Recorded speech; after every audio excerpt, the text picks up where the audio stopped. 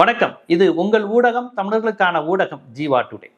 இப்போ வேளாண் நிதிநிலை அறிக்கை பட்ஜெட் 6ஆம் தேதி வருது. நம்ம வேளாண் அமைச்சர்கள்லாம் அதை ஆயத்தப்படுத்திக்கிட்டு இருப்பாங்க. தன்னை எப்படி இந்த பட்ஜெட்டை தயாரிப்பது, எப்படி தமிழ்நாட்டை வளர்த்துவது, கடைமடை பிரச்சனைகளை எப்படி சரி செய்வது, கர்நாடகத்திலேருந்து எப்படி தண்ணி கொண்டு வர்றது, அதற்கான சட்ட ரீதியான நடவடிக்கைகள் எல்லாம் என்ன அப்படின்னு நம்ம நினச்சிக்கிட்டு இருப்போம். மினிஸ்டர்லாம் அந்த வேலை பார்ப்பாங்கன்னு.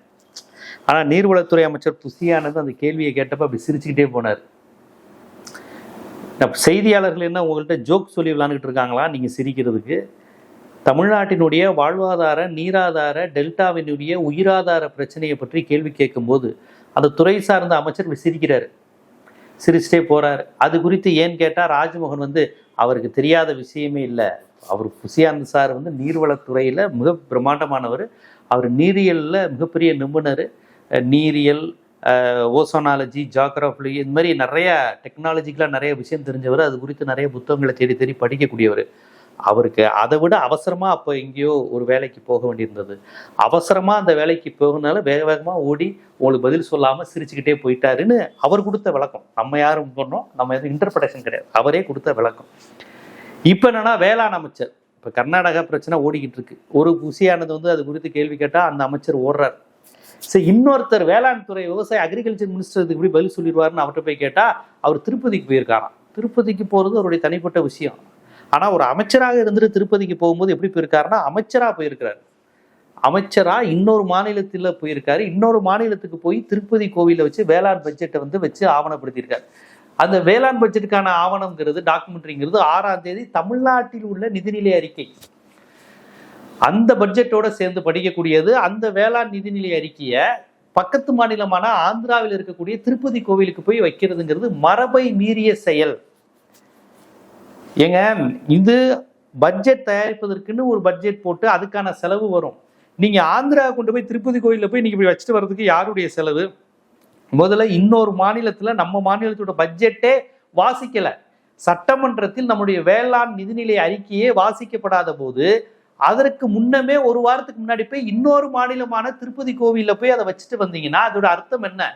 இது மரபு மீறிய செயல். இதை இப்ப இடதுசாரிகள் மற்றவர்கள் எதிர்க்கிறாங்கன்னு இல்லை, ஒரு தார்மீக அடிப்படையில மற்றவங்க விமர்சிக்கிறாங்க. சு வெங்கடேசன் கண்டனம் விட்டுருக்காரு, எல்லாம் சரிங்க. இது என்னங்க கணக்கு? இது என்ன கவர்மெண்ட்? இது எப்படி ஏற்றுக்கொள்வது? நம்ம மாநிலத்தினுடைய பட்ஜெட்டை போய் இன்னொரு மாநிலத்தின் கோவிலில் வச்சு நாங்கள் பூஜை செய்து விட்டு வந்தோங்கிறாங்க. என்னன்னா, எல்லா பிரச்சனையும் பட்ஜெட் நல்லா இருக்கணும்னு. ஐயா, வேளாண் மக்கள் இன்னைக்கு போராடிக்கிட்டு இருக்கிறாங்க. கடைமடை பகுதியில் வழக்கமா தண்ணியை வெள்ளத்தின் போது திறந்து விடக்கூடிய தண்ணியை கூட நீ திறந்து விடாதபடி மேகதாது அணையை கட்டுவதற்கான வேலையில சிவகுமார் ரொம்ப ஈடுபாடோட இருக்கிறாரு. இப்ப இந்த நிலையில் ராகுல் காந்தி வந்திருக்காரு. ராகுல் காந்தி யாரு? சிவகுமார் கட்சிக்காரரு. சிவகுமார் ராகுலும் ஒரே கட்சிக்காரங்க, காங்கிரஸ். அவங்க டெல்லி காங்கிரஸ், இவர் கர்நாடகா காங்கிரஸ். டெல்லி காங்கிரஸ் என்னுடைய ஆட்சி தான் தமிழ்நாட்டிலையும் நடந்துகிட்டு இருக்கு. தமிழ்நாட்டிலையும் காங்கிரஸ் ஆட்சி நடக்குது. அப்ப நம்ம தமிழ்நாடு முதலமைச்சர், நம்ம வேளாண் துறை அமைச்சர் வினோத், நம்ம நீர்வளத்துறை அமைச்சர், இவங்க எல்லாரும் சேர்ந்து ராகுல் காந்தியை இன்னைக்கு சந்திச்சிருக்கணும். என்னங்க, இங்கேயும் நம்ம கவர்மெண்ட் தான், கர்நாடகாலையும் நம்ம கவர்மெண்ட் தான், டெல்லி பிஜேபி நமக்கு எதிராக இருக்கலாம், ஆனா நீங்க நமக்கு சார்பா இருக்கணும்ல. அகில இந்திய அளவில் காங்கிரஸ் கமிட்டி தமிழ்நாட்டிற்கு உரிய நியாயப்படி கிடைக்க வேண்டிய தண்ணீர் கிடைக்கணும், அதை கர்நாடக காங்கிரஸ் அரசு திறந்து விடணும், டி சிவகுமார் திறந்து விடணும் அப்படின்னு ஒரு அறிக்கையை ராகுல் காந்தி விடணுமா இல்லையா? நடந்து கொண்டிருப்பது அவங்க கவர்மெண்ட்.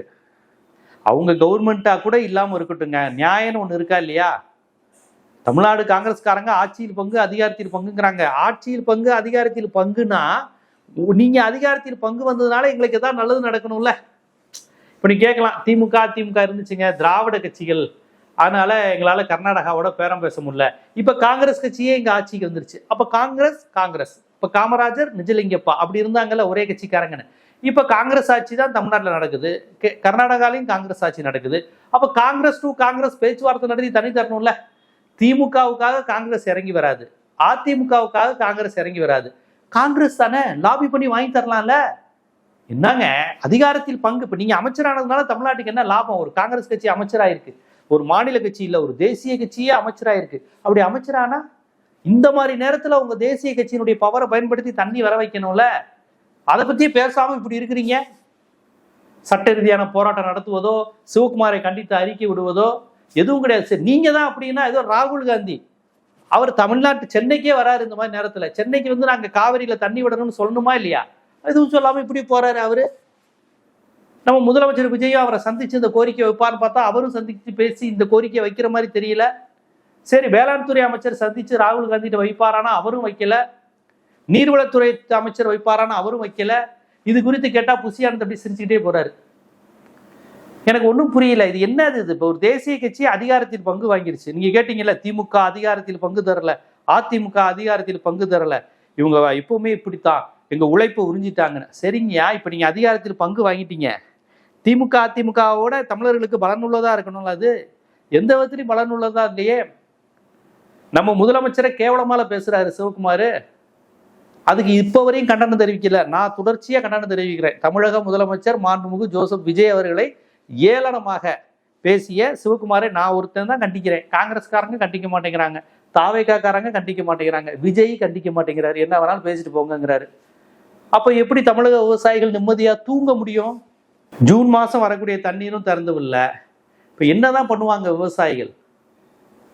இது குறித்து விவசாய பெருமக்களை சந்தித்து முதலமைச்சர் பேசணும், அதுவும் பேசல. தமிழ்நாட்டில் உள்ள அனைத்து கட்சி கூட்டத்தை கூட்டணும், அதுவும் கூட்டல. அனைத்து கட்சியினரும், தமிழ்நாட்டில் உள்ள காங்கிரஸ், பாஜக, பாமக, திமுக, அதிமுக, தாவேகா, பூவே ஜெகன்மூர்த்தி, சேதுராமன் கட்சி, ஸ்ரீதர் வாண்டையார் கட்சி, வேல்முருகன் அவர்களுடைய கட்சி, இன்னும் எந்தெந்த கட்சியெல்லாம் இருக்கோ, கருணாஸ் கட்சி, ஜான் பாண்டியன் கட்சி, பசுபதி பாண்டியன் கட்சி, எல்லா கட்சியும் சேர்த்துக்கோங்க. எல்லா கட்சியில ஒரே நிலைப்பாடு தானே, தமிழ்நாட்டுக்கு தண்ணி வேணுங்கிறது தானே. எல்லாரும் சேர்ந்து ஒரு மீட்டிங் போடுங்க. இதைத்தான் எடப்பாடி அவர்கள் சொல்றாங்க. நம்ம புதுசா நடுவர் மன்றம் அமைக்கணுங்கிற கோரிக்கையை வலியுறுத்துங்கன்னு உதயநிதி அவர்கள் சொல்றாங்க. இந்த மாதிரி சட்டப்பூர்வமான தண்ணீர் வருவதற்கான எந்த நடவடிக்கையும் இந்த அரசும், இந்த அரசில் அங்கம் வகிக்கின்ற அமைச்சர்களும், கூட்டணியில் அங்கம் வகிக்கின்ற காங்கிரசும், கூட்டணியில் அதிகாரத்தில் பங்கு பெற்றிருக்கக்கூடிய அமைச்சர் பெற்றிருக்கக்கூடிய காங்கிரஸ் அமைச்சர்களும் வாயவே திறக்கல. இந்த லட்சணத்துல இன்னைக்கு ராகுல் காந்தி சென்னைக்கு வராரு. வந்தவர் காவிரி பிரச்சனையை பத்தி தானே பேசணும். எங்க தமிழ்நாட்டுக்கு வந்திருக்கீங்க, இப்ப வந்து எங்களுக்கு கர்நாடகா தரணும்ல பேசணும், ஏன் பேச மாட்டேங்கிறாரு? அப்புறம் பிஜேபியை நீங்க எப்படி குறை சொல்லுவீங்க? பிஜேபி அங்கேயும் ஆட்சியில இல்லை, இங்கேயும் அதிகாரத்துல இல்லை, ஆனா சென்ட்ரல்ல பவர்ல இருக்காங்க.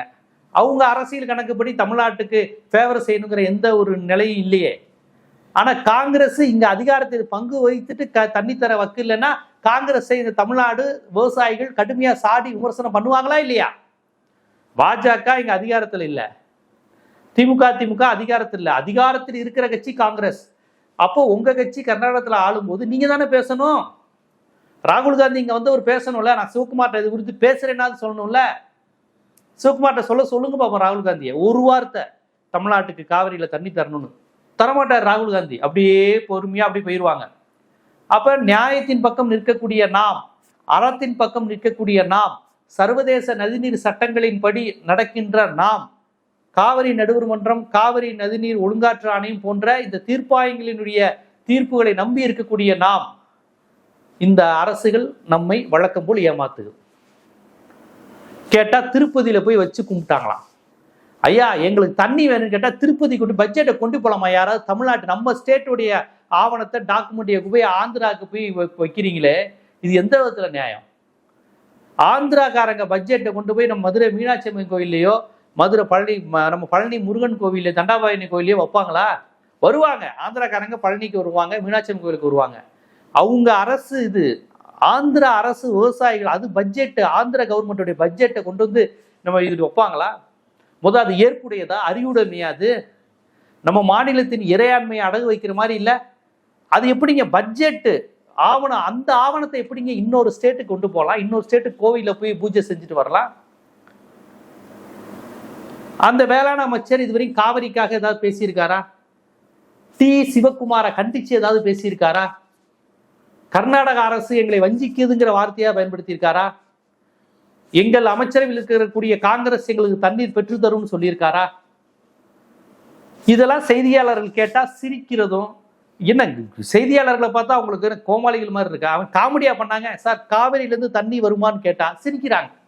சார் மேகதாது அணையை கர்நாடக அரசு கட்டிடுமான்னு கேட்டா சிரிக்கிறாங்க அமைச்சர்கள். ஏன் சார் விவசாயிகள் அங்க செத்துக்கிட்டு இருக்காங்க சார். விவசாயிகள் எலிக்கறி திங்கிறதும் கோவணம் கட்டிட்டு போராட்டம் நடத்தின அந்த வரலாறு தெரியாதா உங்களுக்கு?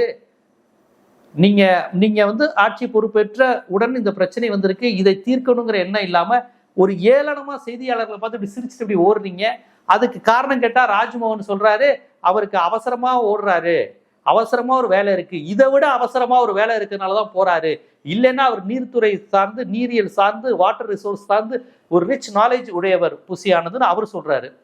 இதை விட அவசரமான வேலை என்ன சார் இருக்கு ஒரு அமைச்சருக்கு? இன்னைக்கு காவிரி பிரச்சனையை விட, கர்நாடக அரசின் மேகதாது அணை கட்டுவதை தடுப்பதை விட, தமிழ்நாட்டை ஆளுகின்ற அரசுக்கும் அந்த துறை சார்ந்த ஒரு அமைச்சருக்கும் இதை விட முக்கியமான வேலை என்ன இருக்கு?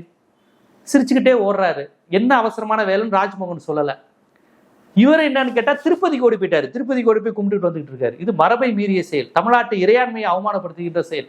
இதெல்லாம் அந்த அமைச்சருக்கு தெரியுமா? தமிழ்நாடு அரசு, தலைமைச் செயலகம், இறையாண்மைனா என்ன, இறைமை இறையாண்மைங்கிறாங்களே அப்படின்னா என்ன, ஸ்டேட்டுக்கான அது இருக்குங்கிறாங்களே, ஸ்டேட் இறையாண்மைனா என்ன? இப்படி இப்ப கூட அந்த அமைச்சருக்கு நம்ம பேசுறது என்னன்னு புரியுமான்னு தெரியல. நம்ம செஞ்சிருக்கிறது ஒரு தப்புன்னு இல்லை, இதுக்கும் அமைச்சர்கள் எல்லாரும் இது நியாயப்படுத்தி பேச போறாங்களான்னு தெரியல. இது இவ்வளவு பெரிய விஷயத்தையும் மாநிலத்தையே அவமானப்படுத்தக்கூடிய, அடகு வைக்கக்கூடிய, நமது மரபை மீறக்கூடிய இந்த செயலையும் நியாயப்படுத்தி நீங்க பேச போறீங்களான்னு தெரியல.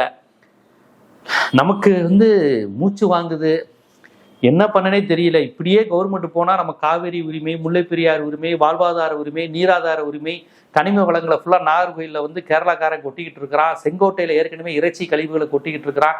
அப்ப எல்லாமே முடிஞ்சிச்சா? சுற்றுச்சூழல்ல இருந்து எல்லா அடிப்படை வாழ்வாதார உரிமைகளும் போயிருமாங்கிற பயம் இருக்கு. ஏற்கனவே மத அச்சுறுத்தல்கள் வருது இங்க தமிழ்நாட்டில், இஸ்லாமியர்களுக்கு வாழ்வதற்கு அச்சுறுத்தல் வருது, நம்ம தமிழ் மொழி, தமிழ் தாய் வாழ்த்து பின்னுக்கு தள்ளப்படுது, வந்தே மாதரம் இங்க வந்து உள்ள வருது. ஒண்ணுமே புரியல. ஒவ்வொன்றா கண்ணுக்கு நம்ம போராடி பெற்ற நம்மளுடைய தனித்துவமான அனைத்து விஷயங்களையும் ஒரு நொடியில் நம்ம பறி கொடுத்துக்கிட்டு இருக்கிறோம். என்ன பண்ணன்னு தெரியல. பாஜக ஒரு பக்கம் உரிமைகளை பறிக்குதுன்னு நம்ம பேசுனா, காங்கிரஸ் அதை விட பயங்கரமா நம்ம உரிமைகளை பறிக்குது. பாஜக எதிர்த்து குரல் கொடுப்பதா, காங்கிரஸ் எதிர்த்து குரல் கொடுப்பதா, யாரை எதிர்த்து குரல் கொடுப்பதுன்னு தெரியல. இங்க ராகுல் காந்தி போன்றவர்கள் வந்துட்டு டாடா காமிச்சிட்டு போயிடுறாங்க, சில அமைச்சர்கள் அப்படி சிரிச்சுட்டு போயிடுறாங்க, சில அமைச்சர் திருப்பதிக்கு ஓடி போயிடுறாங்க. அப்ப கர்நாடகா பிரச்சனையை தீர்க்க வேண்டியவங்க இவங்க எல்லாருமே இப்படி ஜாலியாகவும் ஹாபியாகவும் திருப்பதிக்கு டூர் போறதும், அவசரமா ஒரு வேலைக்கு போறேன்னு போய்கிட்டு இருந்தாங்கன்னா, அப்போ விவசாயிகள் எங்கே போறது, நம்ம எங்க போறது? நம்ம தமிழ்நாடு பாலைவனம் ஆயிருமா? நீண்ட காலத்துக்கு முன்பு ஒரு கவிதை எழுதினாங்க, இனிமேல் காவிரியை ஓடத்தில் கடக்க வேண்டாம், ஒட்டகத்தில் கடக்கலாம் அப்படின்னு. அந்த அளவுக்கு நம்ம காவிரி பகுதி பாலை பகுதியா மாறுதா? நம்ம தமிழ் திணைகள்ல பாலைன்னு ஒன்னே கிடையாது. குறிஞ்சி, முல்லை, மருதம், நெய்தல் தான். பாலை கிடையாது. பாலை எப்பன்னா மருதம் வறண்டு போறதுதான். செழிப்பான பகுதி வறண்டு போய் தான் பாலைன்னு ஒன்று உருவாகும். மற்றபடி அந்த பாலையின் நிரந்தரமா ஒரு திணை கிடையாது. அது மாதிரி இனி வந்து நம்ம டெல்டா பகுதி பாலைவனமா மாறப்போகுதா அப்படிங்கிற அச்சம் இருக்கு நமக்கு. இதை நம்ம எப்படி அணுக போறோம், என்ன ஏதுன்னு தெரியல. ஒரு பத்திரிகையாளரா, ஒரு தமிழனா, ஒரு தமிழ் உணர்வாளனா என்னுடைய ஆதங்கத்தை கொட்டுறேன். இந்த செய்திகளுக்கு பின்னால் உள்ள அரசியலை கொட்டுறேன். நம்ம மக்கள், நம்ம உணர்வு, என்ன நடக்க போகுது தஞ்சாவூர், திருச்சி பகுதிகளில், டெல்டா பகுதிகளில் நம்ம விவசாயிகள் என்ன பண்ண போறாங்கன்னு தெரியல. இந்த அரசு காப்பாத்துமா, இல்லை சிரிச்சுட்டு ஓடுமா, இல்லை திருப்பதிக்கு ஓடி போயிடுவாங்களா? ராகுல் காந்தி போன்றவங்க என்ன நினச்சிக்கிட்டு இருக்காங்கன்னு தெரியல. தமிழ்நாட்டை ரொம்ப வருத்தமாகவும் வேதனையாகவும் இருக்குது. என்ன செய்வ? தொடர்ந்து குரல் கொடுப்போம், போராடுவோம். வேற என்ன பண்ணுறது? நீங்களும் உங்கள் உணர்வுகளை, பின்னூட்டங்களை பதிவு பண்ணுங்கள். இது போன்ற அரசியல், சமூகம், சினிமா, சட்டம், பொருளாதாரம் போன்ற பல்வேறு விழிப்புணர்வு காணொளிகள் நம்மை வந்து சேருவதற்கு ஜீவா டுடே சேனலை சப்ஸ்கிரைப் பண்ணுங்கள், ஆதரவு தாங்க. நன்றி.